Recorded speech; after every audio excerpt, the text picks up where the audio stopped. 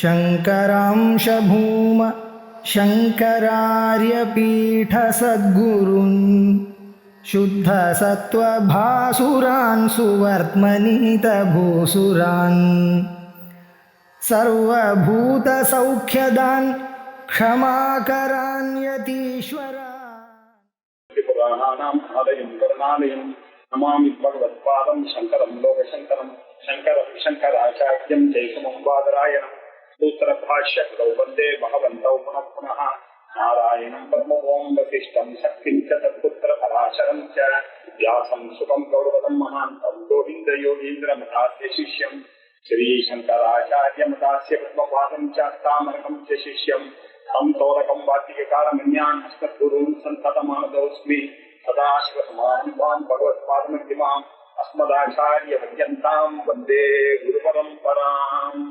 ॐ सहना भवतु सहनौ भुनक्तु सह वीर्यङ्करवावहै तेजस्विनावधीतमस्तु मा विद्विषावहै।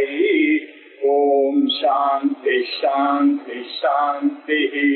हरिः ॐ श्रीगुरुभ्यो नमः। हरिः ॐ। இன்னைக்கு நாம ஆரம்பிக்க போற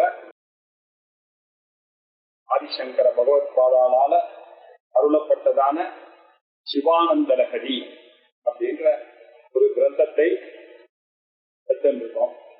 இதுக்கு முன்னாடி சௌந்தர்ய லஹரி அப்படின்ற ஒரு கிரந்தத்தை பார்த்தோம். அம்பாளுடைய லஹரி ஆனந்த அலைகளுடைய பெருக்கை வர்ணிப்பதாக இருக்கக்கூடிய அம்பாளுடைய சௌந்தரிய வர்ணனைகள் எல்லாம் சௌந்தர்ய லஹரியில 100 ஸ்லோகத்துல நம்ம பார்த்தோம். இப்ப என்ன, அதுவும் ஆச்சாரியால அருளப்பட்ட கிரந்தம் தான். அதே ஆனந்தத்தை இப்ப இன்னொரு தடவை அனுபவிக்கிறதுக்காக அவர் என்ன பண்ணார், சிவானந்த லஹரி அப்படின்ற ஒரு கிரந்தத்தை எழுதினார். லஹரி அப்படின்னா ஆனந்த அலைகள் பெருக்கு அப்படின்ற அர்த்தம். இப்போ நிறைய ஆனந்தங்கள் இருக்கு. ஆத்மானந்தம், யோகானந்தம், விஷயானந்தம் இல்லையா, பிரம்மானந்தம், ஞானானந்தம், எப்படி இந்திரானந்தம், பிரகஸ்பதி ஆனந்தம், ஆஜானஜானாம் ஆனந்தம், அப்படி எல்லாம் நமக்கு நிறைய ஆனந்தங்களை பார்த்திருக்கோம். இது என்ன ஆனந்தம்? பல ஆனந்தங்கள்ல இது ஒரு ஆனந்தம். இது என்ன?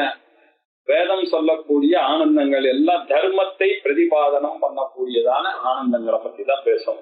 இப்படி வேதம் சொல்ற தர்மங்களை காப்பாற்றி கொடுப்பதற்காக தான் ஆச்சாரியால் இந்த கிரந்தங்களை எல்லாம் எழுதினார். அது சாதாரண மக்களுக்கும் போய் ஸ்தோத்திர ரூபமாக போய் சேர வேண்டும் அப்படின்றதுக்காக அவர் அருளப்பட்ட கிரந்தங்கள் அநேகம் இருக்கு.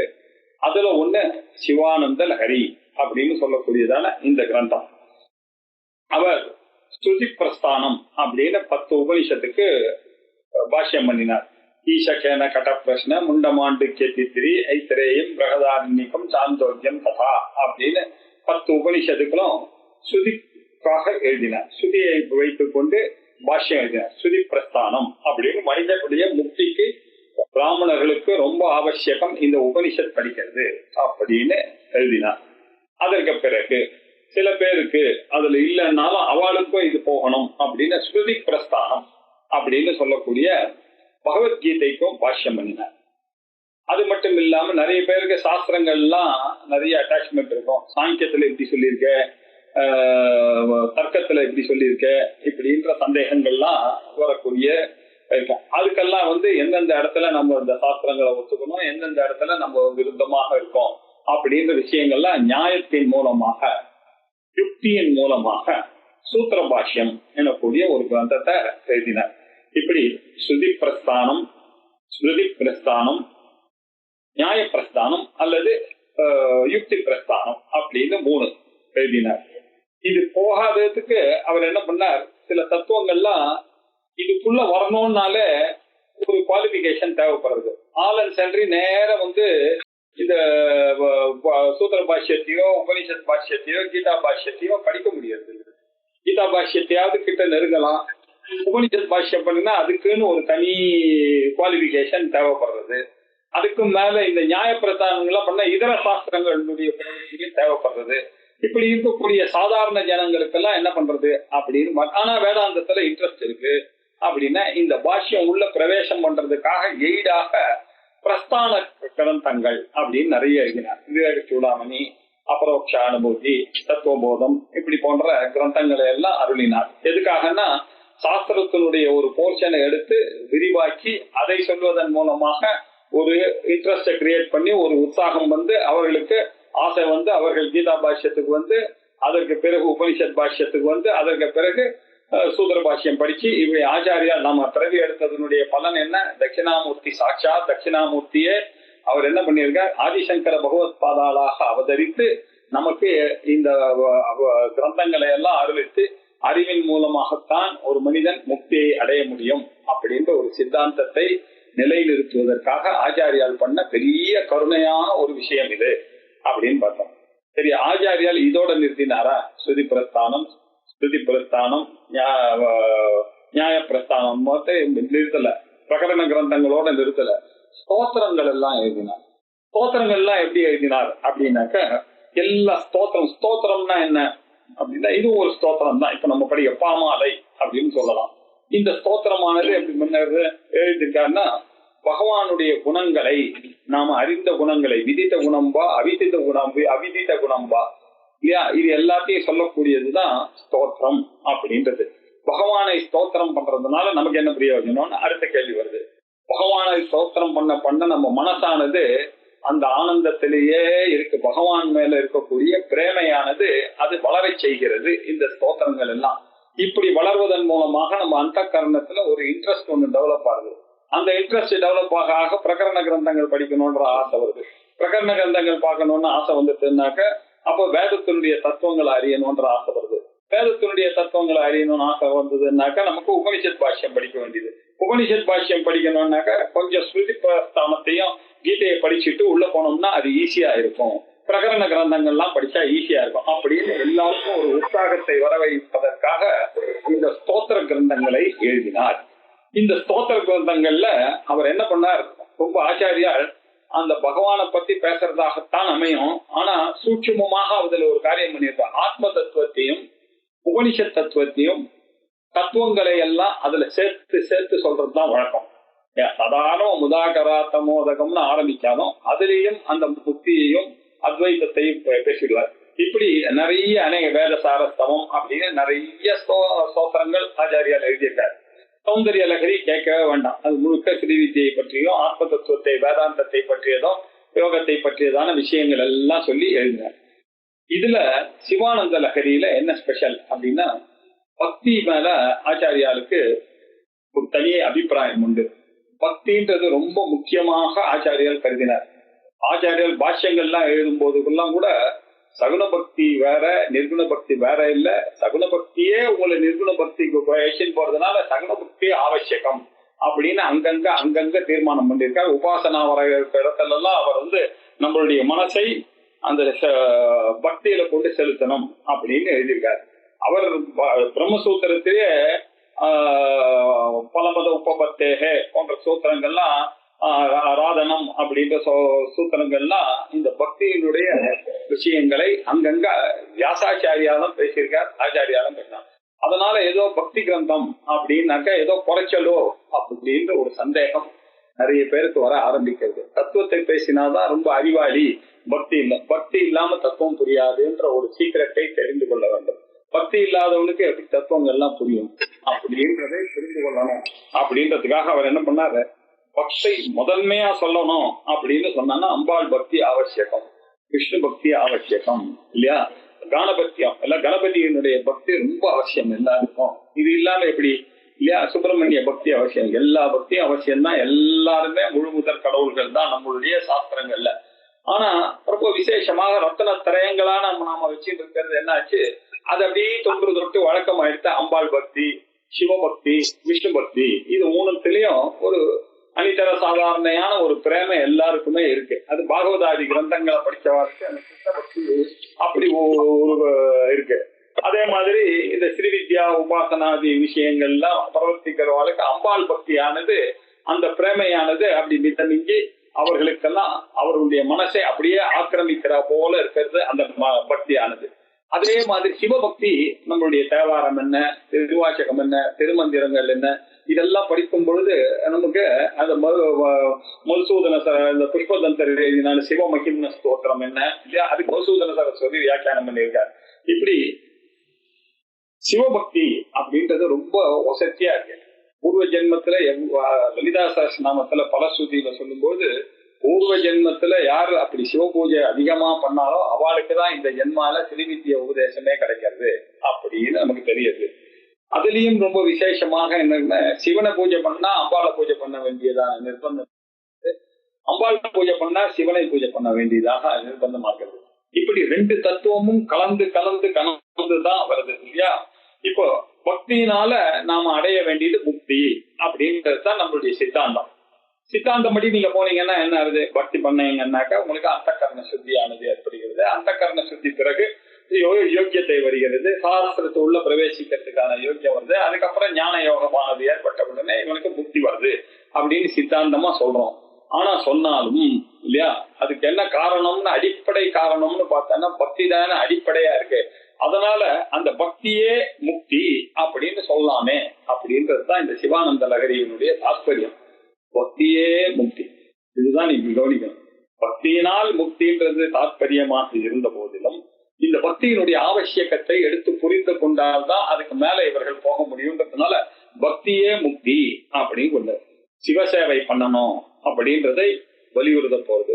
சிவனுக்கு நமஹா நமஹா நமஹான்னு நமஸ்காரம் இல்லையா. ஸ்ரீருத்ரத்தை படிக்காம யாராவது இருக்க முடியுமோ? சிவபக்தன்னு சொல்லிட்டாரு.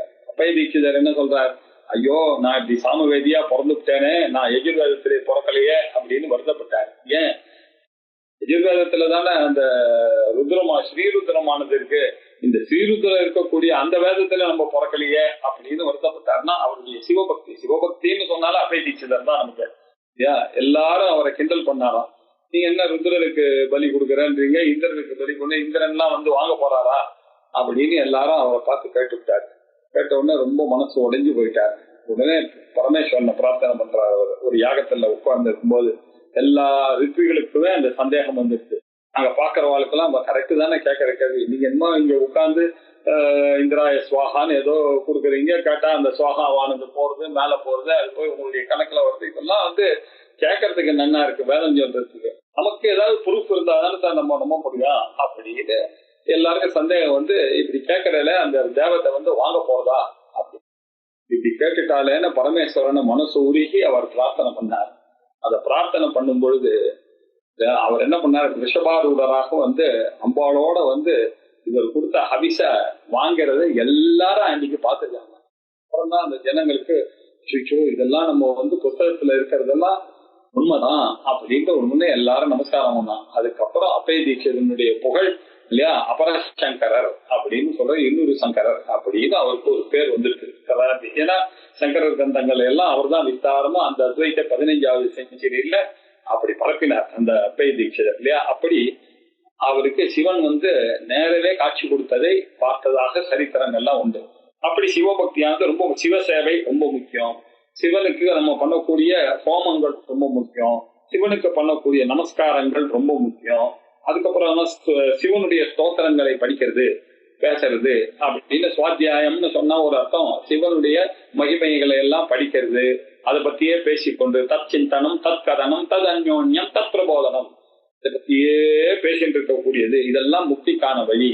சிவ பூஜையான முக்திக்கான வழி, சிவ தியானமானது முக்தியினுடைய வழி, சிவனுடைய கதைகள் எல்லாம் கேட்கறது முக்தியினுடைய வழி அப்படின்னு சொல்லி விசேஷமாக இருக்கக்கூடிய துவாதச கஷேத்திரங்கள்லாம் உலகத்துல இருக்கு. நமக்கு அங்க போய் பார்த்தோம்னாக்கா அப்படி ஒரு பக்தியானது ஏற்படக்கூடியதாக இருக்கு. கேதார்ல இருக்கு, காசி விஸ்வநாதரை பத்தி நமக்கு சொல்லவே வேண்டாம், ராமேஸ்வரத்தை பத்தி சொல்லவே வேண்டாம் இல்லையா. நாசிக்ல நீங்க போனா திரையம்பகேஸ்வரர் இருக்காரு, அதுக்கப்புறம் நீங்க போனா மல்லிகார்ஜுனன் இருக்காரு. ஆந்திரால மகாராஷ்டிரால போனீங்கன்னாக்கா கிருஷ்ணேஸ்வர் இருக்கார் இல்லையா. எத்தனை அதிசயமான கோவில்கள்லாம் இருக்குங்க. பரேலி வைத்தியநாத் இருக்கார், என்ன நாகநாத் இருக்கார், குஜராத்ல சோமநாத் இருக்கார். இப்படி சிவனுடைய கஷேத்திரங்கள் சுயம்பூவாக வந்தது. அதை விட ரொம்ப வசதியானது என்னன்னா சூத சங்கீத அப்படின்னு ஒரு பாகம் இருக்கு ஸ்கந்த புராணத்துல. அந்த ஸ்கந்த புராணத்துல விருத்தாச்சலத்தினுடைய மகிமை இல்லையா, காளஹஸ்தியினுடைய மகிமை, சிதம்பரத்தினுடைய மகிமை எல்லாம் புராண காலத்திலேயே இருக்கு. சிவபக்தியானது இன்னைக்கு நேற்றுக்குன்னு வந்தது இல்லை. இது இந்த சிவபக்தியானது இதெல்லாம் புராண காலத்து இந்த யுகங்கள்லாம் ஆரம்பிக்கிறதுக்கு முன்னாடி வந்ததான புராண காலத்திலிருந்து வரக்கூடியதான ஒரு பக்தி தான் இந்த சிவபக்தியானது. அங்க பண்ணான்னா சிவக்ஷேத்திரங்களுக்கு போய் எப்படி தங்கி பண்ணணும், எப்படி தீர்த்த யாத்திரை பண்ணணும், அங்க இருக்கக்கூடிய பிராமணாளுக்கு கொடுத்தா என்ன பலன் அப்படின்னு சொல்லியிருக்கேன். அதனாலதான் இன்னைக்கு நம்ம பாக்குறோம் எல்லாருடைய பாட்டிமார்களுக்கும் தாத்தாமார்களுக்கும் அந்த காலத்துல நீங்க என்ன ஒரே ஆசை இருந்தது, என்ன காசிக்கு போவோமா, ஒரு நாள் கங்கையில குளிப்போமா, பாவத்தை தொலைப்போமா, விஸ்வநாதரை பார்க்க முடியுமா அப்படின்னு ஏங்கின காலங்கள்லாம் இருந்து அப்படியே கட்டிட்டு ஒரு 4 மாசம் 5 மாசம் இல்லையா, வருஷ கணக்கெல்லாம் 12 வருஷங்கள்லாம் ஆகுமா போயிட்டு வருது. எல்லாம் நடந்து போய் அந்தந்த ஊருக்கெல்லாம் போய் காசி விஸ்வநாதரை படிச்சுட்டு நம்ம வரும்போது சாஸ்திரங்கள்ல 12 வருஷம் ஒருத்தர் திரும்பி வரலன்னாக்க என்ன தெரியுமா பண்ணோம், அவளுக்கு அவ போயிட்டான்னு கணக்கு எடுத்துக்கலாம். இவெல்லாம் அவ்வளவுலாம் கஷ்டப்பட்டு காசி விஸ்வநாதரை பார்த்து அந்த பக்தி பண்ணியிருக்கார்கள்ன்றதுக்காக நம்ம சொன்னோம். இப்படி இந்த பக்தியானது முக்கியமாக இருக்கு. அதுல இந்த முக்தியை சாதாரணமா நம்ம வேதாந்தத்துல பேசும்பொழுது நிர்குண பிரம்ம சாட்சா்கார முக்தியை பத்தி தான் பெருசாக பேசுறோம். அது சாஸ்திர சர்ச்சையில வரும்பொழுது அப்படி பேசுறோமே தவிர சாதாரண ஜனங்களுக்கு முக்தினா என்ன, சாரூபிய முக்தி, சாலோக்கிய முக்தி இல்லையா, சாமீபிய முக்தி, சாயுஜ்ய முக்தி அப்படின்னு ஒரு 4 விதமான முக்திகள் இருக்கு. பகவானுக்கு சிவ பூஜை பண்ணி கொண்டிருக்கவாளுக்கெல்லாம் நமக்கு என்ன பண்றது, சாரூபிய முக்தி. அதே மாதிரி அந்த ரூபத்தையே கொடுத்து விடக்கூடிய சிவனுடைய பூஜையில உருகி பண்ணியர்களே. ஆனால் அந்த ருத்ரனை சொல்லி அந்த பரமேஸ்வரனுக்கு காத்தால அந்த பால்ல ஒரு அபிஷேகம் இல்லையா, அப்படி பண்ணானே ஆனால் அவனுக்கு அந்த சாரூபிய முக்தியானது கிடைக்கிறது அப்படின்னு இதெல்லாம் சொல்ல போறாரு ஐயா. பஜனை எல்லாம் பண்ணுவதன் மூலமாக இல்லையா, சிவனுடைய கதைகளை பேசுவதன் மூலமாக, ஸ்தோத்திரங்களை படிக்கும் போது சாமீபிய பக்தி, பகவானுடைய சமீபத்துக்கே போற மாதிரி இல்லையா, கைலாசாதி யாத்திரைகள்லாம் கிடைக்கும். அது மட்டும் இல்ல, இறந்த பிறகு கைலாச லோகத்துக்கே போய் அவரை நேர பார்த்து அனுபவிக்கலாம் இல்லையா, அப்படி தரிசனம் பண்ணலாம் அப்படின்றதுதான் சாமீபிய முக்தியானது கிடைக்கிறது. அதுக்கப்புறம் சாலோக்கிய முக்தி அப்படின்னு இருக்கு. சாலோக்கிய முக்தி தியானத்தின் மூலமாக கிடைக்கிறது. அந்த லோகத்தை இவர்கள் தியானம் பண்ணி இந்த சரீரத்தை விட்ட பிறகு அவர்கள் அந்த லோகத்திலேயே போய் செட்டில் ஆகிறார்கள். சிவபெருமானுக்கு சமீபமாக போகக்கூடியது பூஜை, சிவபெருமானுடைய லோகத்துக்கு போகக்கூடியதாக அமைகிறது தியானம், சிவனுடைய ரூபத்தை அடைவதாக அமைகிறது சிவ பூஜையானது. சாயுஜ்யம் அப்படின்னு ஒண்ணு இருக்கு. அந்த சாயுஜ்யமானது என்ன அப்படின்னாக்க, சிவனுடைய சத்சங்கத்தின் மூலமாக தியானம், அவரையே சதா சர்வகாலம் நினைத்தல், அவரையே பக்தி பண்ணுதல், அவரையே பூஜை பண்ணுதல், இப்படி எல்லாம் செஞ்சு பண்ணா அவரோடையே போய் கலந்துடுறான் இல்லையா.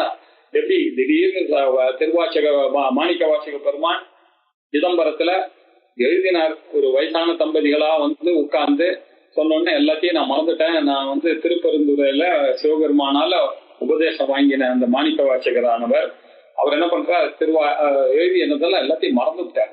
சிவபெருமான் ஒரு வேஷம் போட்டுட்டு அவர் போய், இல்லையே உனக்கு திருவாச்சகம்லாம் நீ சொல்லிருக்கே எழுதின. ஐயோ சுவாமி, இதெல்லாம் அந்த காலத்துல நான் பண்ணேன், இப்ப எனக்கு ஞாபகம் இல்லைன்னு. அது எப்படி ஞாபகம் இல்லாம போயிடும், சிவன் எப்படி வரப்பா, நீ எப்படி மறப்ப, எழுதுனாக்கா அவருக்கு அப்படியே எவ்வளவு திருவாச்சகம் வந்தது. போன உடனே அது எழுதினார். எழுதின பிறகு ஒளியாய் சிதம்பரத்துல போய் கலந்துட்டார் அப்படின்னு. இன்னைக்கும் சிதம்பரம் நடராஜாவுக்கு அபிஷேகம் பண்ணா பக்கத்துல மாணிக்க வாசகர் இருப்பார் பாருங்க. எந்த கோயில்ல போனாலும் பக்கத்துல அந்த புலிக்காலோட இருக்காருல வியாகரபாதர், பதஞ்சலி, இவாளுக்கு பூஜை பண்றது சிவகாமி, நடராஜரோட பூஜை நிக்கல, மாணிக்க வாசகருக்கும் சேர்ந்துதான் நிக்கிறது. ஏன்னா திருச்சிற்றம்பலம்னு கையெழுத்து போட்டார். யாரு, இவர் எழுதின திருவாச்சகத்துக்கு ஆச்சாரியால் சிக்னேச்சர் போட்டார், சிவபெருமான சிக்னேச்சர் போட்டார். அப்படி விசேஷமான பக்தி இல்லையா. சாகித்ய பக்தியை பத்தி நிறைய நம்ம பார்த்திருக்கோம். இப்படி சாகித்ய பக்தியாக பண்ணவர்கள் ஏராளமாக நம்ம ஊர்ல இருந்து கொண்டு இருக்கிறார்கள். ரைட்டா, இப்படி இருக்கு. அதுக்கப்புறம் உபனிஷத்துகள்லாம் என்ன சொல்றது அப்படின்னு பார்த்தா, எஸ்ய தேவே பராபக்தி யதா தேவோ ததா குரௌ தஸ்யைதே கதிதா ஹ்யர்த்தாக பிரகாசந்தே மகாத்மனா அப்படின்னு ஸ்வேதாஸ்வதர உபனிஷத்துல ரொம்ப விசேஷமாக இந்த தேவதையினுடைய பக்தி பராபக்தியாக சொல்லியிருக்கு. அது அம்பாளா இருக்கட்டும், சிவனா இருக்கட்டும், விஷ்ணுவா இருக்கட்டும், அசக்தியான ஒரு பக்தியை பண்ணணும். அது பண்ணணும்னாக்கா உங்களுக்கு ஒரு குரு அவசியம். அந்த குருவின் மூலமாகத்தான் அந்த பஞ்சாட்சரி மந்திரத்தை ஜபிக்க முடியும். அந்த பஞ்சாட்சரி மந்திரத்தை வைத்துக் கொண்டுதான் ஒரு மனுஷன் ஜபத்தை பண்ண முடியும், பூஜை எல்லாம் பண்ண முடியும். இதெல்லாம் கொடுக்கக்கூடிய அந்த குருவானது ரொம்ப வசதியாக யதா தேவே ததா குரவ். தேவர்களை நீங்க எப்படி ட்ரீட் பண்றீங்களோ அதே மாதிரி குருவை ட்ரீட் பண்ணணும். எதுக்கு சார் பண்ணணும் அப்படின்னு கேட்டா உபனிஷத்தே சொல்ற தஸ்ய ஏதே கதிதா ஹ்யர்த்தாக, அதை புரிய வேண்டும். சுவானுபவத்துக்கு அவர் எடுத்துக்கொண்டு வர முடியும். அதை நம்ம படிச்சதா இருக்கக்கூடாது இல்லையா? அது நமக்கு அனுபவமாக தெரியணும்னா குரு அருளானது ரொம்ப அவசியம். அந்த குருவை போற்றுவதன் மூலமாக தஸ்ய ஏதே கதிதாக அவர் சொல்லி கொடுத்ததெல்லாம் நமக்கு பிரகாசந்தே மகாத்மனா, இதெல்லாம் நமக்கு பிரகாசமாகும், நமக்கு தானே புரியும். இதுல ஒரு விசேஷமா முல்லவாசல் சொல்லுவார், தஸ்யைத்தே கதிதா ஹ்யர்த்தாஹாக்கு பக்கத்துல ஒரு அவசாதம் போட்டீங்கன்னா தஸ்யைத்தே அகதிதாக அர்த்தாகா. அது என்ன சார் அகதிதாக அர்த்தாக? கதிதாக அர்த்தாக சொல்லி கொடுக்கறது தான் புரியும் இல்லப்பா. சிவனுடைய கடாட்சமும் சிவனுடைய கடாட்சத்தை பத்தி உங்களுக்கு தெரியாது. உங்களுக்கு எதெல்லாம் சொல்லி கொடுக்காமே சில விஷயங்கள்லாம் உங்களுக்கே பிடிக்க ஆரம்பிக்கும். படிக்க படிக்க படிக்க படிக்க படிக்க இல்லையா? இந்த பிரவச்சனம் பண்றவங்களுக்கு எல்லாம் இந்த அனுபவங்கள் இருக்கும். அவன் நமக்கு தெரிஞ்சது இருக்கும். அன்னைக்கு கட்சியா பார்த்தா என்னென்னமோ ஞாபகம் வரும். எப்பவோ படிச்சதெல்லாம் எப்படி வருது அப்படின்னா அருள் இல்லையா? அவன் அருளாலே அவன் தாழ் வணங்கி அப்படின்னு அதனால அந்த அருளை சொல்லக்கூடியதாக இருக்கு. அப்படி எங்கும் இருக்கக்கூடிய அவருடைய திருமேனி, அவர் எங்கும் சிவசக்தி அப்படின்னு திருமந்திரத்துல சொல்றார். சித் பரஞ்சோதி சிவானந்த கூத்தனை அற்புத கூத்தானை யார் அறிவார் அப்படின்னு திருமந்திரம் சொல்றது. சிவானந்த கூத்தனை பித்தா பிறைசூடி அப்படின்னு பார்த்தார். கூத்தன் அப்படின்னு சொன்னாலே நமக்கு சிவன் தான். இந்த சிவனை திருமந்திரத்தை பத்தி உங்களுக்கு சொல்ல வேண்டிய அவசியம் இல்லை இல்லையா? அத்வைத சாட்சா்காரத்தை கொடுக்கக்கூடியதான ஒரு தமிழ் புத்தகம் இருக்குன்னா அது திருமந்திரம் தான். அந்த திருமந்திரத்துல அவர் திருமூலரானவர் சொல்றார் சிவானந்த கூத்தனை அப்படின்னு சொல்றார். சிவானந்தம் என்ற பதத்தினுடைய பிரயோகம் எனக்கு இன்னைக்குதான் ஒரு அன்பர் சொன்னார். தேவாரத்திலையும் திருவாச்சிலையும் அந்த சிவானந்தன்ற பதமே இல்லை, ஆனா திருமந்திரத்துல இருக்கு அப்படின்ற ஒரு விஷயம் எனக்கு இன்னைக்கு கிடைச்சது. இந்த சிவானந்தன்ற பதத்தை திருமூலர் யூஸ் பண்ணியிருக்காரு. ஆச்சாரியாலும் அதே மாதிரியே இங்க சிவானந்தம் அப்படின்னு அநேக ஆனந்தங்கள் இருந்தாலும் அதுல வசத்தியானது சிவானந்தம். சரி, சௌந்தரிய லகரியை பார்க்கும்போது அம்பாளுடைய சௌந்தரியத்தை சொல்லக்கூடியதாக இருக்கு. இப்ப சிவானந்தம் அப்படின்னா சிவசிய ஆனந்தம் தானே சிவானந்தம் அப்படின்னு நமக்கு ஒரு சந்தேகம் வரும் இல்லையா? சிவத்தினுடைய ஆனந்தத்தை பத்தி எனக்கு தெரிஞ்சு எனக்கு என்ன அப்படின்னு ஒரு எண்ணம் நமக்கு வரலாம் இல்லையா? அத்வைத பாவம் வந்துருச்சுன்னா அந்த எண்ணம்லாம் வராது, இனிஷியலா வரலாம் இல்லையா? அதனால இதை எப்படி அந்த சிவானந்தத்தை நம்ம இன்டர்பிரட் பண்ணா சிவபக்தி ஜனித ஆனந்தஹா சிவானந்தஹா அப்படி வச்சுக்கணும். சிவனுடைய பக்தியினால நமக்கு வரக்கூடிய ஆனந்தம் இருக்கு இல்லையா? அந்த சிவானந்தம், அந்த பெருக்கு தான் சார் இந்த சிவானந்த லகரி அப்படின்னு சொல்றது. சரி, சிவானந்த லகரியை சொல்லும் பொழுது அவர் என்ன பண்றார்? பரமேஸ்வரனை பத்தி தானே நம்ம பேசணும் அப்படின்னாக்க எடுப்புல கலாபியாம் அப்படின்னு ஒரு டியூயல்ல ஆரம்பிக்கிறார். சிவாபியாம் அப்படின்றார். இந்த பியாம்ங்கிற சத்தம் சம்ஸ்கிருதத்துல எப்போ வரும்? திருத்தியா விபக்தியில விவச்சனத்துல வரக்கூடியது, சதுர்த்தி விபக்தியில விவச்சனத்துல வரக்கூடியது, பஞ்சமி விபக்தியில வரக்கூடியது இந்த பியாம் அப்படின்றது. அப்படின்னா டியூயல் எப்படி டியூயலா வருது அப்படின்னா சிவச்ச சிவாச்ச சிவோ அப்படின்னா என்ன அர்த்தம்? சிவன் சிவா. அம்பாளையும் பரமேஸ்வரனே தனியா பிரிச்சு பார்க்க முடியாது சார். சிவன் அப்படி பார்க்கல, அவ ரெண்டு பேரும் சேர்ந்துதான் ஒரு யூனிட். நம்ம சொல்லும் பொழுது சிவானந்தம்னு சொல்றோம், சிவபக்தின்னு சொல்றோமே தவிர உள்ளுக்குள்ள பேசும்பொழுது நம்ம மனசுல என்ன இருக்கு? சிவன் சிவா இல்லாத சிவனா, சிவன் இல்லாத சிவனா அப்படியா? சரி, சௌந்தரிய லகரியில எப்படி எழுதினார்? இவர் இங்கதான் கலாபியாம் சிவாபியாம்னு எழுதுறாருன்னா அங்க சிவசக்தியா யுக்தோன்னு ஆரம்பிக்கிறார். பாருங்க, ஆச்சரியமா இருக்கு. அங்க என்ன சொல்றாரு? சிவன் இல்லாம எங்க அம்பாள் பக்தி அப்படின்றார். இங்க என்ன சொல்றார்? அம்பாள் இல்லாத ஏது சிவபக்தி அப்படின்னு சொல்றார். ஆகையினால நமக்கு என்ன தெரியறதுன்னு, சிவன் வேற அம்பாள் வேற இல்ல, ரெண்டுமே ஒண்ணுதான். சொல்லு வேற பொருள் வேறையான்னு, ரெண்டும் ஒண்ணுதான். சொல்லும் பொருளும் ஒரு வேறுதான். ஒருத்தர் எழுதுறார் அப்படின்னு சொன்னா பெரிய எழுத்தாளர் இல்லையா, பெரிய பாடகர் அப்படின்னா அவருடைய பாடும் திறமையோ எழுத்தும் திறமையோ வேற, அவர் வேறையான்னு. இந்த சக்தியுடன் கூட எழுத்தன் திறமை வேற, இந்த மனிதன் வேற. ஆனா நம்ம எப்படி பாக்குறோம்? எழுத்தாளர்னு சொன்னா அந்த சக்தியோட கூட இருக்கக்கூடியவரை தான் எழுத்தாளர்னு சொல்றோம், பாடகர்னு சொல்றோம் இல்லையா? தனித்தனியாக இருந்தாலும் அது ஒண்ணுதான். சொல்லும் பொருளும் வேற வேற தானே. ஆனா சொல் வேற பொருள் வேறையா? பசுனாக்க உங்க எல்லாருக்கும் பசுன்னு தானே ஞாபகம் வருது. சொல் வேற பொருள் வேற மாதிரி தோணினாலும் சொல் வேற பொருள் வேற. பொருள் வேற தானே சார், இது வேற வேர்டு அது வேற வேர்டு, ஆனா வேற வேர்டா யோசிச்சு பாருங்க. பாகர்த்தாவிவ சம்பிருப்தௌ பாகர்த்த பிரதிபத்தையே ஜெகதப்பிதரவு வந்தே பார்வதி பரமேஸ்வரௌ அப்படின்னு சொல்லி அம்பாளையும் பரமேஸ்வரையும் ஒன்னா இல்லையா. அவர் விளக்கா இருந்தார், இவர் ஒளியா இருக்கார். அவர் பிரகாச ரூபமாக இருந்தால் அம்பாள் விமர்ச ரூபமாக இருக்கிறார் இல்லையா அப்படின்னு சொல்லி இருக்கு இல்லையா. அவர் நிர்குண பிரம்மமாக இருந்தால் அம்பாளானவர் சகுண பிரம்மமாக அந்த நிர்குணத்தை காட்சி கொடுக்கக்கூடிய குருவாக இருக்கிறார் அம்பாள். யோகத்தி சிவஞான பிரதாயினி அப்படின்னு சொல்றோம். இப்படி அம்பாள் வேற பொருள் வேற. சப்தம் ஸ்பரிசம் ரூபம் ரசம் எல்லாம் சரீரத்துலதான் இருக்கு நமக்கு. இந்த சரீரம் என்ன பஞ்சபூதங்களால ஆனது. இந்த உலகமானது என்ன சிவனால படைக்கப்பட்ட இந்த உலகம் எப்படி ஆத்மனா ஆகாஷ சம்புதா ஆகாஷாத் வாயு வாயோர் அக்னி பஞ்சபூதங்களும் அங்கதான் வந்தது. இந்த பஞ்சீகரணத்தினால வந்த நம்மளுடைய உடம்பு வேற அவர் வேற, நம்முடைய ஞானேந்திரியங்கள் வேற, அது வேறையான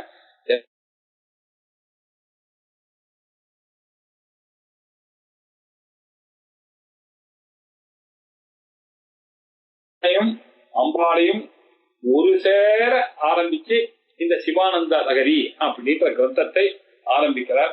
ரொம்ப அருமையான இந்த கிரந்தத்தை அவசரம் இல்லாம ஒவ்வொன்னா பார்ப்போம். சிவானந்த லகரியினுடைய முதல் ஸ்லோகத்தை இன்னைக்கு பார்ப்போம்.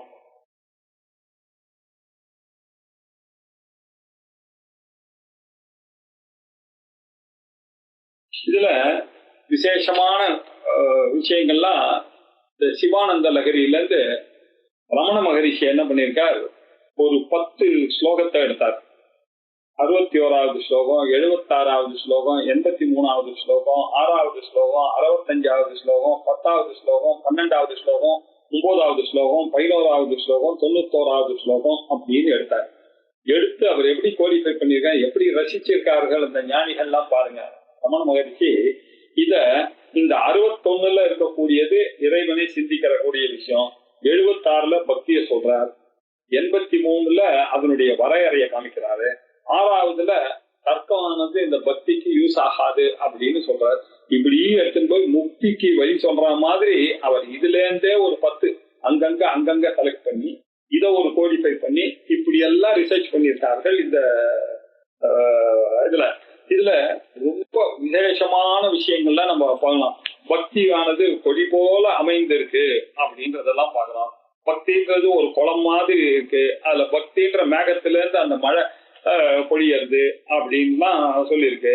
அப்புறம் சிவனோட அந்த கண்ணப்ப நாயனாருடைய அவர் எப்படி அவருடைய எச்சலையே அபிஷேகமா எடுத்திருந்தார் அப்படின்றத அவர் தன்னுடைய கால அடையாளமாக கண்ணை வச்சிருந்த இடம், இப்படி விசேஷங்கள் எல்லாம் இங்க இதுதான் சொன்னோம். அந்த அங்கோல மரத்தினுடைய விதைகள் அது எப்படி தன்னை அது அப்படியே வேரோடையே போய் சேர்றதோ அப்படி சிவனுடைய பக்தியை பண்ணா சிவனோடையே சேர்ந்துடுவான் அப்படின்ற அந்த கதைகள்லாம் வந்திருக்கு.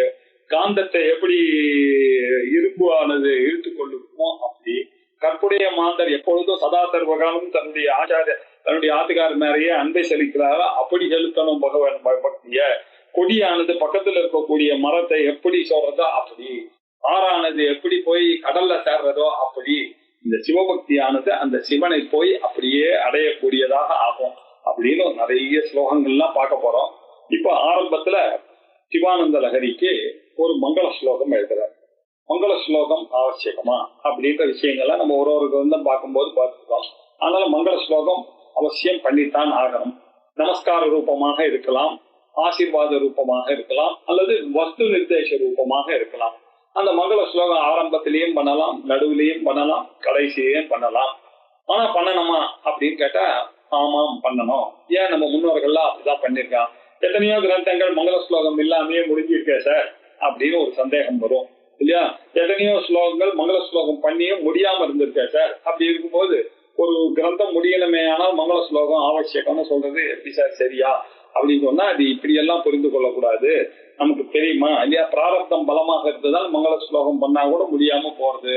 அதே மாதிரி நான் ஒரு கிரந்தம் ரொம்ப பாப்புலரா இருந்த மங்கள ஸ்லோகம் இல்லாம அவ வெளியில ப்ரே பண்ணிட்டு எழுதியிருப்பா, அது நமக்கு தெரியுமா இப்படின்னு இந்த ஆர்குமெண்ட் எல்லாம் பண்றது சரியா வராது அப்படின்னு தர்க்க சங்கிரகத்துல அவர் என்ன சொல்லிட்டார், வேத போதித்த கர்த்தவிய தாக்கம். இது எங்கேயோ வேதத்துல போதித்தமா இருக்கிறதுனாலதான் நம்ம மகான்கள்லாம் இதை ஃபாலோ இப்படி புரிஞ்சுன்றீங்க. இதெல்லாம் நம்ம பெரியவர்கள்லாம் பண்றது. ஆச்சாரியால் ஒரு மங்கள ஸ்லோகம் பண்றாருன்னா சாட்சாத் தட்சிணாமூர்த்தி அவர் தான் சிவாவதாரம்னா இங்க ஆதிசங்கர பகவத் அவரே மங்கள ஸ்லோகம் எழுதுறார் அப்படின்னு சொன்னா நம்ம புரிந்து கொள்ள வேண்டியது எங்கேயோ அது சொல்லப்பட்டிருக்கு. வேத போதித்த கர்த்தவியம் இல்லையா, அது வேதத்துல உரிக்கப்பட்டதான கர்த்தவியம். சிஷ்டாச்சாரர்கள் இதை ஃபாலோ பண்ணியிருக்காங்க.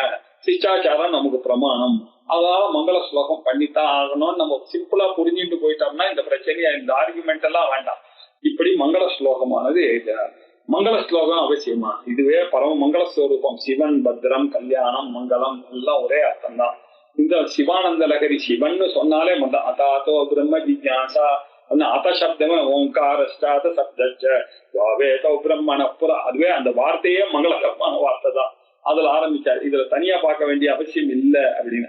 அதே மாதிரி இந்த சிவானந்த லகரி அப்படின்னாலே இது மங்களத்தினுடைய பெருக்குதான் இல்லையா. அதுக்கு மங்கள ஸ்லோகம் எழுதியிருக்காருன்னா அது அந்த சிஷ்டாச்சாரத்தை அனுசரித்து எழுதியிருக்கார். இப்படி மங்களா ஸ்லோகமாக இருக்கிறது. எதுக்கு இடையூறு இல்லாம ஒரு புஸ்தகம் முடியணுமே ஆனால் இல்லையா, அது மங்களம் ஸ்லோகமானது எதுக்காக எழுதுனா இந்த கிரந்தம் நன்கு முடிவடைய வேண்டும் என்ற பரிசமாப்தியர்த்தம் மங்களம் கர்த்தவியம். அதை பரிசமாப்தி வரணும் என்பதற்காக செய்ய வேண்டிய அந்த ஒரு ட்ரெடிஷனை அனுசரித்து ஆச்சாரியால் இந்த சிவானந்த லகரிக்கும் ஒரு மங்கள ஸ்லோகம் எழுதினார். கலாபியாம் சூடாலங்கிருத சசிகலாபியாம் நிஜதபலாபியாம் பக்தேஷு பிரகடித பலாபியாம் பவது மே சிவாபியாம் அஸ்தோக திரிபுவன சிவாபியாம் ரிதிபுனர் பவாபியாம் ஆனந்த ஸ்புரத் அனுபவாபியாம் நதிரியம் யம் நதிஹி. இந்த ஸ்லோகமானது இல்லையா, நதி இந்த நமஸ்காரமானது என்னுடைய இந்த நமஸ்கார பூர்வமாக எழுதப்பட்ட இந்த ஸ்லோகமானது பவது என்னுடைய இயம் நதிஹி பவது. இரண்டாவது ஸ்லோக லைன்ல பவது மே அங்க எழுதினார். கடைசி ரெண்டுல நதிரியம் அப்படின்னு எம் நதிஹி, நதிஹினா நமஸ்காரம் அப்படின்னு அர்த்தம்.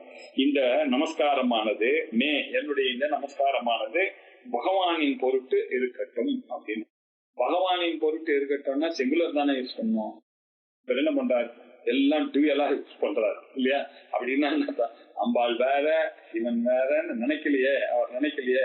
அம்பாள் தான் சிவன், சிவன் தான் சிவசக்தியா யுக்தா எதி பவதி சக்த பிரபவித்தம் அப்படின்றதுனால அம்பாளையும் சேர்த்து அவர் கலாபியாம் சூடாலங்கிருத சசிகலாபியாம் நிஜதபலாபியாம் பக்தேஷு பிரகடித பலாபியாம் பவது மே சிவாபியாம் அஸ்தோக திரிபுவன சிவாபியாம் ரிதிபுனர்பவாபியாம் ஆனந்த ஸ்புரதனுபவாபியாம் நதிரியம் யதன கலாபியாம் சூடாலங்கிருத சசிகலாபியாம் நிஜதலபலாபியாம் பக்தேஷு பிரகடித பலாபியாம் சிவாபியாம் அஸ்தோக திரிபுவன சிவாபியாம் புனர்பவாம்பியாம் ஆனந்த ஸ்புரதனுபவாபியாம். 8 பியாம் ஸ்லோகத்துல எல்லா சிவனுக்கும் அம்பாளுக்கும் அட்ஜெக்டிவா போட்டார். எல்லாம் இப்படி இருக்கக்கூடிய அந்த சிவஸ்வரூபம் என்ன, அம்பாளுடைய ஸ்வரூபம், அப்படிப்பட்ட அவர்களுக்கு என்னுடைய நமஸ்காரம் இருக்கணும். எடுத்த எடுப்புல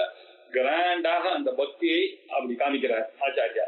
கலாபியாம் அப்படின்னா கலை அப்படின்னா என்ன, அதை நம்ம புரிந்து கொள்ள வேண்டியிருக்கு. எல்லாம் 64 கலைகள் சொல்லியிருக்கிறது இல்லையா. நமக்கு எழுதுற கலை, வரைகிற கலை, பேசுற கலை, சமையல் கலை, சிற்பக்கலை, ஆடுற கலை, எல்லா கலைகள் தானே. சிற்பமோ சங்கீதமோ டான்ஸோ இல்லையா, எல்லா கலைகள் தான். இப்படிப்பட்ட கலைகள் சமையல் இல்லையா. சமையல் பொம்பளைங்களும் சமைக்கிறாங்க, ஆம்பளைங்களும் பெரிய பெரிய கல்யாணத்தெல்லாம் ஆம்பளைகள் தான். நலபாகம் அப்படின்னு சொல்றோம், பீம பாக்கம் அப்படின்னு சொல்றோம். ஸ்ரீவனுடைய பாக்கம் சொல்லவே வேண்டாம். இப்படி எல்லா கலைகளுக்கும் காரணம் என்ன, எல்லா அறிவு ரூபமாக இருக்கக்கூடியது. வேதத்தில் இருக்கக்கூடிய சகல வித்யைகளும் எல்லாம் 64 கலைகள் நமக்கு சொல்லியிருக்கு இல்லையா. சதுஷ்டி கலாமயி அப்படின்னு அம்பாளுக்கு சஹஸ்ரநாமத்துல ஒரு நாள். இப்படி 64 கலைகள் இருக்கிறது, வேதத்துல ஒதுக்கப்பட்ட கலைகள் இருக்கு அப்படின்னு சொல்லியிருக்கிறது. இப்படி வேதத்தில் கூடிய சகல வித்யா சொரூபமாகவே இருக்கக்கூடியவர்கள் யாரு, எங்களுடைய அம்பாளும் சிவனும் சேர்ந்து கலாபியாம், பியாம்னு போட்டதுனால கலாபியாம் சூடாலங்கிருத சசிகலாபியாம். ரெண்டு பேருக்கும் ஒரு ஒத்துமை. ரெண்டு பேருக்கும் பாருங்க நெத்தியில சந்திரப்பிரையை வைத்துக் கொண்டிருக்கிறார்கள் இல்லையா. சூடா அப்படின்னாக்க தலை, சூடா அலங்கிருத தலையில் அலங்கரிக்கப்பட்ட சசிகலாபியாம் சந்திரனை வைத்துக் கொண்டிருக்கிறார் அப்படின்னு இல்லையா. சந்திரனை வைத்துக் கொண்டிருக்கிறான் சிவன். சிவனுக்கும் சந்திரனுக்கு 27 ஆத்துக்காரி அப்படின்னு புராணங்கள்லாம் இருக்கு. அதுல அவர் தவறெல்லாம் செய்து பிறகு அதுக்கப்புறம் அம்பாள் ஆனவர் சிவன் ஆனவர் அவர் தண்டிச்சு அதுக்கப்புறம் அவருக்கு முக்தியை கொடுத்து அதை தன்னுடைய தலையிலேயே சூடி வச்சுட்டு காமிச்சாராம் அப்படின்னு சிவனுடைய புராணங்கள் அப்படி சொல்றது. அம்பாளுடைய புராணங்கள் என்ன சொல்றது அப்படின்னாக்க பிரம்மரந்தத்துல குளிர்ச்சியாக அந்த சந்திரனை போன்ற அந்த அமிர்த பெருக்கை எடுத்துக்கொண்டு வைக்கதை வெளிக்காட்டும் விதமாக அம்பாளானவர் தன்னுடைய தலையில அந்த சந்திரனை வைத்துக் கொண்டிருக்கிறார். சூடா அலங்கிருத சசிகலாபியாம் அந்த சந்திரகலையை வைத்துக் கொண்டிருக்கிறார் இல்லையா. அதுக்கப்புறமா அவர் என்ன பண்ணார், இல்லப்பா நீ கவலைப்படாத, நீ பண்ண தப்புக்கு சரியா போச்சு, இனிமேல் பட்டு நீ வளர ஆரம்பிச்சிடுவ, பிரதம திவிதீய திருத்தீய சதுர்த்தி அப்படின்னு வளர்ந்து பௌர்ணமி வரைக்கும் வளருவப்பா அப்படின்னு சொல்லிட்டு அந்த பௌர்ணமியில யாரு பண்ணிக்கலாம் அப்போ என்னுடைய ஆத்துக்காரியாக இருக்கக்கூடிய அம்பாளுடைய பரிபூர்ணமான ஆசையும் அவளுடைய பக்திக்கும் உடனே பலனை கிடைக்கக்கூடியதாக இப்படி உலகத்துக்கு தெரிகிற மாதிரி ரெண்டு பேரும் அந்த சந்திரனை தலையில சூடிக்கொண்டு இருக்கிறார்கள். அப்படிப்பட்ட சிரசுல அலங்கரிக்கப்பட்ட சந்திரகலையை உடையவர்களாக இருக்கக்கூடியவர்களுக்கு என்னுடைய இந்த நமஸ்காரம் பவத்து அப்படின்னு இருக்கிறார். மூணாவது நிஜ தபலாபியாம். நிஜ தபலாபியாம். இந்த நிஜ அப்படின்னாக்க தமிழ் இங்க எப்படி சம்ஸ்கிருதத்தில் அவாவா செய்த நிஜ தபம் அப்படின்னா இவர் ஒரு தபஸ் அவர் ஒரு தபஸ். சிவன் பண்ண தபஸனுடைய பலன் என்ன, பால் தான் கிடைச்சா. அம்பாள் பண்ண தபஸனுடைய பலன் என்ன, சிவன் இல்லையா. சிவன் தபஸ் பண்ணி தான் அம்பாளை கல்யாணம் பண்ணிட்டார் அப்படின்னு சிவன் தபஸ்ல இருந்தார். அதுக்கப்புறம் அம்பாளை பார்த்தார், ஆசைப்பட்டார். அதுக்கப்புறம் அவருடைய தபஸ்னால கிடைக்குது அம்பாள் இல்லையா. டெய்லி அவருக்கு லிங்கத்தை மண்ணில் லிங்கத்தை பிடிச்சு அம்பாளானவர் அவரையே கல்யாணம் பண்ணிக்கிறேன் அப்படின்னு சொன்னார். எவ்வளவோ சொல்லி உமா ஊ அப்படின்னா தபஸ், மானா வாண்டாம் வாண்டாம் வாண்டான் மேனாவும் ஹிமவானோ எவ்வளவு சொன்னாலும் கேட்கல, எனக்கு அந்த ஆத்துக்கார் தான் வேணும்னு தபஸ் பண்ணார் அப்படின்ற கதையெல்லாம் நம்ம பார்த்துருக்கோம் இல்லையா. இப்படி சிவனுடைய தபஸனுடைய பலமானது அம்பாள் இல்லையா. அதுக்கப்புறம் அம்பாளுடைய தபஸானது பலன் என்ன, சிவன். இப்படி ஐகாகிரத்தோட பண்ணக்கூடியதுக்கு பேர் தான் தபசு. ஒரு முனையாக பண்ணக்கூடிய தபசுக்கு பேர் தான் தபஸ். இப்படி சிவனானவர் ஒரு முனையா தபஸ் பண்ணி அதனுடைய பலனாக அம்பாளை அடைந்தார். அம்பாளானவள் ஒரு முனையாக தபஸ் பண்ணி சிவனை அடைந்தார். இப்படி அவாவா அவளுடைய தபத்தை அடைந்தார்கள் இல்லையா. ஒவ்வொருத்தர் ஒவ்வொன்றுடைய தபஸ் பண்ணார். தபஸை பத்தி நமக்கு நிறைய தெரியும். நரநாராயணர்கள்லாம் தபஸ் பண்ணி கொண்டே இருந்தார்கள் இல்லையா. இப்போ நீங்க பத்ரிநாத் போனாங்க, 2 மலைகள் அங்க இருக்கு. அப்படி பண்ணிட்டே இருக்கும்போது அவளுடைய தபஸை கலைக்கிறதுக்காக இந்திரன் என்ன பண்ணா, ரம்பாவா இருந்துச்சான். ரம்பா போய் டான்ஸ் எல்லாம் ஆயினா. 2 பேரும் தபஸ்ல இருந்து கலையறதா இல்ல. அவர் ரொம்ப டயர்டாகி உட்கார்ந்தார். ஒண்ணு அவருக்கு மகாவிஷ்ணுக்கு ரம்பா மேல கோபமே இல்லை. பாவம் அவன் என்ன பண்ணுவான், அவன் ஒரு அம்பு இல்லையா, இந்திரன் நினைச்சிருக்கான் அவன் கிடைக்கிறதுக்கு வந்திருக்கான்னு சொல்லி அவளுக்கு புரியறதுக்காக இதன் மூலமா அவளுக்கு மெசேஜ் போனோம் இந்திரனுக்கு அப்படின்னு சொல்லிட்டு தன்னுடைய தொடையிலிருந்து என்ன எடுத்தா, ஊர்வசி அப்படின்னு பேரு.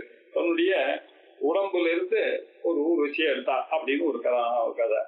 ஊர்வசியை ஒரு தடவை இவாள தபஸை கலைக்கிறதுக்காக அமைச்சார். அப்ப அவர் என்ன பண்ணா, அந்த ஊர்வசியை விட ஒரு திலம் உத்தமமா பண்ணணும் அப்படின்றது திலோத்தமா அப்படின்னு ஒரு தேவதாஸ்ரீயா அப்சரஸ்ரீயா அவர் படைச்சார் அப்படின்னு சொல்லி. இப்படி தபஸனுடைய மகிமை எல்லாம் நமக்கு நிறைய தெரியும் இல்லையா. தபஸ் அப்பய தீட்சிதர ஒரு பெரிய அவருக்கு ரொம்ப அவருக்கு சிவபக்தி இருக்கா இல்லையா அப்படின்றது எப்படி கண்டுபிடிக்கிறது. நம்ம பிரஜையோடு காத்தால எழுந்துக்கும் போது எனக்கு நல்லா ஞாபகம் இருக்கு சார், காத்தால இருந்து நான் சிவபக்தியே பண்ணிட்டு இருக்கேன் ராத்திரி வரைக்கும். ஆனா சில சமயத்துல நான் தூங்க போயிடுறேன், அப்புறம் கனவெல்லாம் வருது. அந்த மாதிரி சமயத்துல உண்மையிலேயே சிவபக்தி இருக்கான்றதை எப்படி டெஸ்ட் பண்றது அப்படின்றதுக்காக அவர் என்ன பண்ணாரு, ஊமத்தம்பூவை எனக்கு கொடுத்தா கொஞ்ச நேரத்துக்கு என்னுடைய நினைவு தப்பி போயிடும். நான் இப்போ கோமா ஸ்டேஜுக்கு போனோம்னா உளருவேன். நான் என்ன உளருவேன்றதை நீங்க எல்லாம் கொஞ்சம் நோட் பண்ணி கொடுங்க. அதுக்கப்புறமா இதுக்கு ஒரு ஆன்டிடோட் ஒரு பூ இருக்கு, இந்த பூவை கரைச்சி கொடுத்தீங்கன்னா நான் அந்த சுய நினைவுக்கு வந்துருவேன். டெஸ்ட் பண்ணார். டெஸ்ட் பண்ணா முழுக்க முழுக்க சிவனுடைய அப்படின்னு அப்பய தீட்சிதனுடைய சரித்திரத்துல இருக்கு. இப்படி தபஸ்ன்றது அந்த காலத்துல 15வது செஞ்சுரி வரைக்கும் நம்ம பார்த்திருக்கோம் இல்லையா. இப்படி தபஸ் பண்றதுனால நிஜ தபலாபியாம் அப்படின்றதுக்கு இருக்கலாம். அவாவானுடைய தவப்பயனாக இவர்கள்லாம் இருப்பவர்களாக இருக்கக்கூடிய அவர்களுக்கு நதிரியம் பவது, நான் என்னுடைய மங்களமானது என்னுடைய நமஸ்காரமானது உரித்தாகுக. பக்தேஷு பிரகடித பலாபியாம் அப்படின்னாரு. பக்தேஷு சிவோக்தர்கள் இருக்கு இல்லையா, அவன் மேல இந்த சிவனுக்கு ஒரு தனி பிரேம. பக்தர்களை கண்டா சிவன் ஆசுதோஷி அப்படின்னு ஒரு பேரு. அவருக்கு என்ன ஏதுன்னா பார்க்கறதுக்கெல்லாம் தெரியவே தெரியாது. ரொம்ப எமோஷனல் பர்சனாலிட்டி இந்த சிவன். கேட்ட உடனே அது எது அசுரன் ஏதாவது கேட்ட சார் நான் யார் தலையை வச்சாலும் அவன் செத்து போனோம்னா ஓகே கிராண்டட் அப்படின்னு கொடுத்துருவாரு. ஆசுதோஷி அது இந்த மாதிரி நிறைய புராணங்கள்லாம் பார்த்திருக்கோம். இப்படி பக்தேஷு பிரகடித பலாபியாம் பிரகடனம் பண்ணவர் இல்லையா, காண்பிச்சிருக்கார், நிறைய காண்பிச்சிருக்கார், பலங்கள் எல்லாம் உடையவர் அப்படின்னு ஒரு அர்த்தம். எல்லாருக்கும் அவாவாளுடைய கர்மாவுக்கு ஏத்த மாதிரி சிவபெருமானவா கஸ்தூராக்கியா பிராப்தியத்தே பலம். அந்த கர்த்தாவுடைய ஆக்ஞையினாலதான், யாரு சிவபெருமானுடைய ஆக்ஞையினாலதான் எல்லாருக்கும் கர்ம பலன்லாம் வரும்.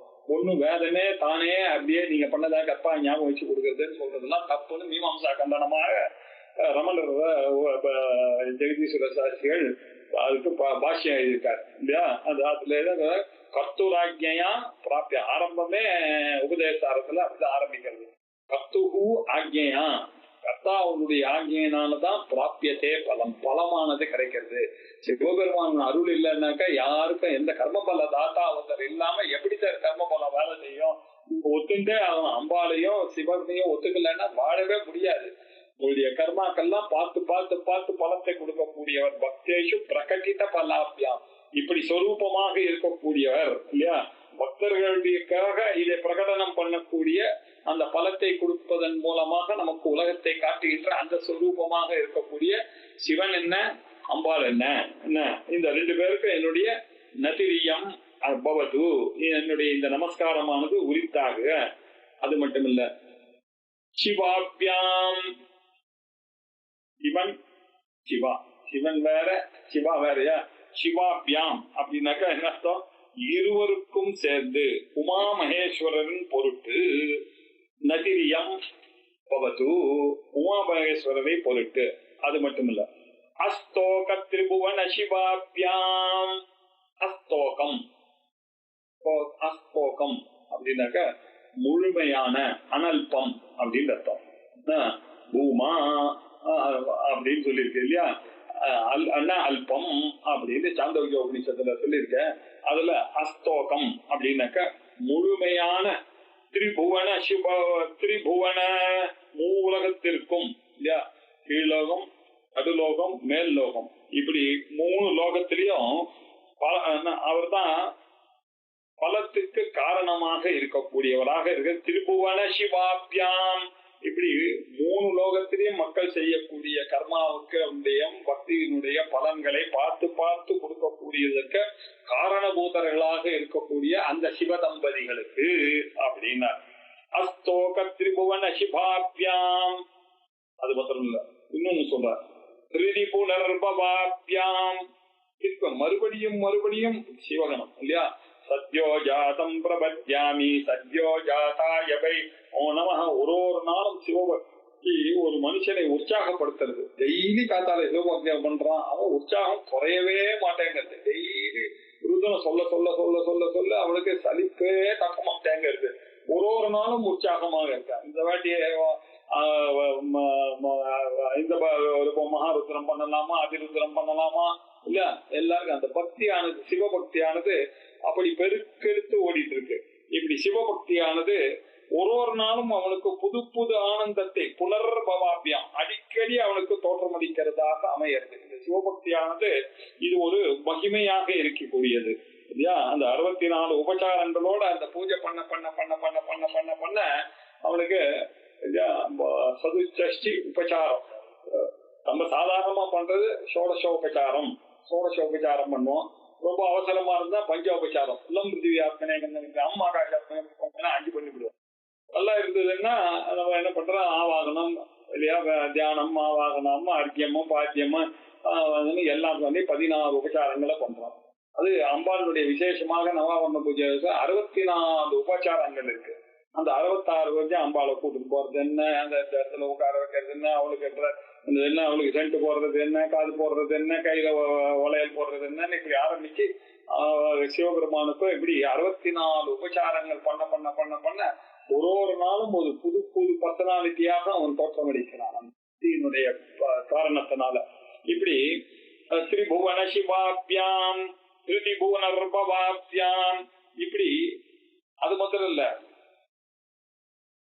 ஹிருதயத்திலேயே உதிக்கிற எல்லாருடைய ஹிருதயத்திலே அவர் இருந்து கொண்டு இந்த சிவ ஆனந்தத்தை எல்லாருக்கும் அவர் தருகிறார். அதனால்தான் சிவபக்தியா ஜனித ஆனந்தகா சிவானந்தகா நம்ம ஸ்லோகத்துல நமக்கு என்ன தெரியுது அப்படின்னா, ஹிருதி புனகா பவாபியாம், இந்த ஹிருதயத்துல திரும்ப திரும்ப அந்த உற்சாகத்தை கொடுக்கக்கூடிய சத்யோஜாதம்னு சொல்லக்கூடியதாக அவரான ஆனந்தத்தோட சுவாத்மானுபவங்களை உடையவராக இருக்கக்கூடிய அந்த சிவாபியாம், அந்த சிவன் தம்பதிகளுக்கு. அது மட்டுமில்ல, ஆனந்த ஸ்புரத் அனுபவாபியாம், ஆனந்த ஸ்புரத் ஆனந்தத்தோட பிறகு அந்த சாத்மா அனுபவமாக அது ஆகிறது. சிவபக்தியானது இவாளுக்கு வர வர சிவசிவா சிவசிவா சிவசிவான்னு சதா சர்வகாலமும் சிவனையே போட்டுக்கொண்டு எல்லாத்துக்கும் அவர்கள் சிவனை நினைக்க காத்தாலேருந்து காரியம் பண்ணாக்க எல்லாம் சிவபக்தி தான். சாப்பிடறதுக்கு முன்னாடி, குளிக்கிறதுக்கு முன்னாடி சிவசிவா சிவசிவான்னு அந்த காலத்துல சொல்லிருக்கோம் இல்லையா? சாப்பிடறதுக்கு முன்னாடி சிவனடியாருக்கு சாப்பாடு போட்டுதான் சாப்பிடணும் இல்லையா? சிவன் பேரை சொன்னானாக்க பஞ்சாட்சர ஜபம் என்ன இல்ல, ரெண்டாவது 2 இல்லையா, 4 2 சொல்லு குருதி அப்படின்னு சொல்றாரு இல்லையா? 5 சொல்றதுக்கு முன்னாடி 2 சிவா என்ற பதமே உறுதி அப்படின்னு சொல்லியிருக்கு இல்லையா? வச்சனத்தின்படி இந்த சிவபதத்தை அப்படி சொல்லிக்கொண்டே இருக்கிறதுனால என்ன ஆகுது, சுவாவமாக இந்த அனுபவமானது ஏற்படுகிறது. ஆனந்த ஸ்புரத் அனுபவாபியாம், இப்படி இந்த ஆனந்தத்தை கொடுக்கக்கூடியவர்களாக இருக்கக்கூடிய அவர்களுக்கு, அப்படிப்பட்ட சிவாபியாம் உமாமகேஸ்வரருக்கு மே நதிரியம் பவது, அவர்களுக்கு என்னுடைய இந்த நமஸ்காரமானது இருக்கட்டும் அப்படின்னு சொன்னார். இப்படி அம்மையப்பராக இருக்கக்கூடிய அந்த பார்வதி பரமேஸ்வரருக்கு நமஸ்காரத்தை சொல்ற மாதிரி ஆரம்பிக்கிறது. இப்போ அவர்கள் ஒவ்வொருவரும் வேறுபட்டவர்கள் மாதிரி தான் நமக்கு தெரியுது. சொல் வேற பொருள் வேற இல்லையா? விளக்கு வேற ஒளி வேறன்னு இருந்தாலும் விளக்கு வேற ஒளி வேறையா, பிரகாசம் வேற விமர்சனம் வேறையா அப்படின்னு சொல்ற உண்மையை நமக்கு சொல்லி அந்த அர்த்தநாரி ஸ்வரூபமாக இருக்கக்கூடிய கருத்தை நமக்கு சொல்லி, பிரம்மத்தை தவிர்த்து மாயைக்கு இடம் இல்லை. மாயையும் இருக்கு, பிரம்மமும் இருக்கு. பிரம்மம் இல்லாத மாயா வேற, பிரம்மம் வேற, இது 2 இல்லாத ஞானம் அப்படி எல்லாம் சொல்ல. ஐயே பிரம்மம், மாயை பிரம்மாசிரயமாக இருக்க. பிரம்மத்தை பார்த்தா நிர்குண பிரம்மத்தினாலதான் முக்தி. மாயை மூலமா தான் அந்த பிரம்மத்தை பார்க்க முடியும். இது வேற அது வேற, சகுனம் வேற நிர்குணம் வேற இல்ல. பேசும்போது தத்துவத்துக்கு வரும்போது பண்றோமே தவிர வாழ்க்கையில் நமக்கு புரிந்து கொள்ள வேண்டியது அம்பாள் தான் பிரம்மம், பிரம்மன் தான் அம்பாள், பிரம்மன் தான் சிவன், சிவன் தான் அம்பாள், அம்பாள் தான் சிவன் இப்படின்னு சகுனமாகவும் பிரம்மமாகவும் இருக்கக்கூடியது. அது பிரிச்செல்லாம் பார்க்க முடியாது. எப்படி சொல்லையும் பொருளையும் பிரிக்க முடியாதோ அது மாதிரி பார்வதியும் பரமேஸ்வரையும் நம்மளால பிரிக்க முடியாது அப்படின்னு சொல்லி, இந்த இதை புரிஞ்சின்றா அவரை புரிஞ்சின்றா மாதிரி, அவரை புரிஞ்சின்றா இவரை புரிஞ்சின்றா மாதிரி, இப்படி 2 பேருக்கும் ஒரே அணிகலன்களுக்கு பிறைச்சந்திரன் தான் இருக்கு. 2 பேரும் கலைகள்ல சிறந்த பிறப்பிடமாக இருக்கார். 2 பேரும் புது புது உற்சாகத்தை நமக்கு தருகிறார்கள் இல்லையா? இப்படி இந்த ஸ்வேதாஸ்வதர உபநிஷத்துல சொன்ன மாதிரி என்ன ஸ்ரீ நத்முவான், அம்பாளை பரபிரமத்தை புமானாகவும் வச்சு சொல்ல முடியாது, ஸ்ரீன்னு சொல்ல முடியாது. 2 சேர்ந்த ஒரு சுரூபம் தான். சகுனமாகவும் அவர் தான் இருக்கார், நிர்குணமாகவும் அவர் தான் இருக்கார், அவர் தான் ஸ்ரீயாகவும் இருக்கார், அவர் தான் புமானாக சிவனாகவும் இருக்கார், அவர் தான் சிவாவாகவும் இருக்கிறார். இப்படி இந்த பால் பாகுபாடே இல்லாத ஒரு நிலை இல்லையா? இப்படி இந்த சிவன் என்ற வார்த்தையே மங்களம் என்ற அர்த்தத்துல சொல்லப்படக்கூடிய வார்த்தை இல்லையா? சிவம், கல்யாணம், பத்ரம், ஸ்வஸ்தி, மங்களம் எல்லாம் ஒரே அர்த்தத்தை கொடுக்கக்கூடிய சொல்லாக இருக்கிறதுனால ஆச்சாரியா சங்கரன் சிவ என்ற சொல்லை வைத்து அது இருமையாக சிவாபியாம் அப்படின்னு சொல்லி அந்த சிவன்ற பதத்தையே வைத்துக் கொண்டு மங்கள ஸ்லோகத்தை ஏற்றி ரொம்ப வசதியான ஒரு ஸ்லோகமாக ஆரம்பமே ஒரு கிராண்ட் பிகினிங் அப்படி ஆரம்பிக்கிறார் சிவானந்தர். கலாபியாம் சூடாலங்கிருத சசிகலாபியாம் நிஜதபலாபியாம் பக்தேஷு பிரகடித பலாபியாம் பவது மே சிவாபியாம் அஸ்தோக திரிபுவன சிவாபியாம் திரிபுனர்பவாபியாம் ஆனந்த ஸ்வரத அனுபவாபியாம் நதிரியம் அப்படின்னு மங்கள ஸ்லோகம் எழுதினார்.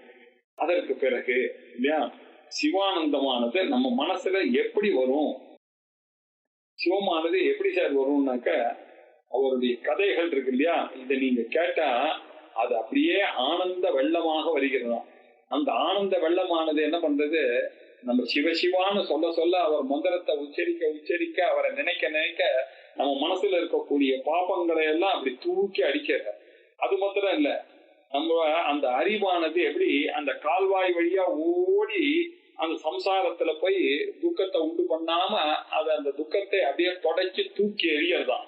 அது எப்படி எல்லாம் அந்த வார்த்தை, அது மாத்திரம் இல்ல, அந்த மனசுல போய் என்னுடைய மனசானது அப்படியே நிறக்கட்டும். இப்ப நம்ம சொன்னதெல்லாம் என்னென்ன வார்த்தையில யூஸ் பண்றாரு பாருங்க. அடுத்த ஸ்லோகத்துல கலந்தி தலந்தி திஷந்தி வசந்தி அப்படின்னு எவ்வளவு அழகா அந்த காவியத்தினுடைய ரசமும் அலங்காரமும் செய்து கலந்தி அப்படின்னாரு.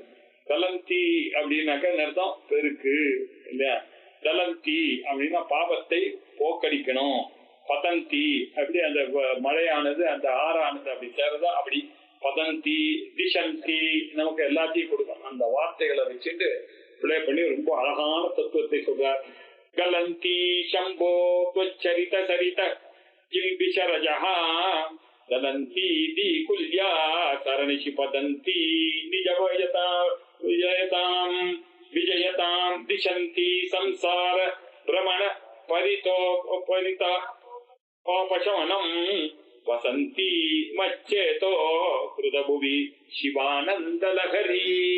அந்த சிவானந்த லஹரின்னு ஏன் பெயர் வச்சார் இதுக்கு அப்படின்னு இதுக்கு பீஜம் இல்லையா. ஆதித்ய ஹிருதயம் படிக்கும் போது ஆதித்ய ஹிருதயம் புண்ணியம் சர்வசத்ரு விநாசம், அதுலயே ஆதித்ய ஹிருதயம்ன்ற ஒரு பீஜமானது அந்த ஸ்லோகத்திலேயே வரா மாதிரி சிவானந்த லஹரியில அங்க சௌந்தர்யம்னு அந்த பார்த்திருக்கோம் நம்ம சௌந்தர்ய லஹரியில.